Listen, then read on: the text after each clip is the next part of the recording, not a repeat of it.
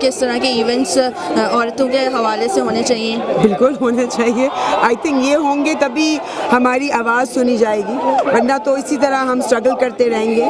And انشاءاللہ جس طرح کا یہ جتنے لوگ اکٹھے ہوئے ہیں, اور سب سے اچھی بات یہ ہے کہ عورت کے ساتھ ساتھ مرد بھی یہاں آئے ہوئے ہیں, وہ بھی ہمارے حق کے لیے لڑ رہے. سو I think that every year is going to become bigger and bigger until ہماری آواز سنی نہیں جائے گی, ہمیں اپنا حق نہیں ملے گا. میم تھوڑا سا یہ میرا جسم میری مرضی کو بہت رانگ انٹرپریٹ کیا جا رہا ہے, تو آپ اس کا مطلب تھوڑا سا سمجھا دیں. جی ہاں, یہ بہت ضروری ہے سمجھانا, اور میرے خیال سے ہر فرد کا, ہر عورت کی ذمہ داری ہے کہ یہ بات سمجھائیں, کیونکہ کچھ لوگ ٹیلی ویژن میں اس کو غلط مطلب سے بات کر رہے ہیں.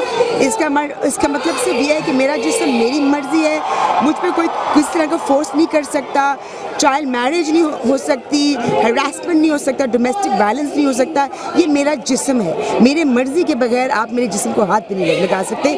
ہم یہ نہیں کہہ رہے ہمیں جسم ہمارا ہے فحاشی کے لیے, ہمارا جسم ہمارا ہے, اور اس کے ساتھ کوئی اور زیادتی نہیں کر سکتا ہماری مرضی کے بغیر. شکریہ میم, تھینک یو.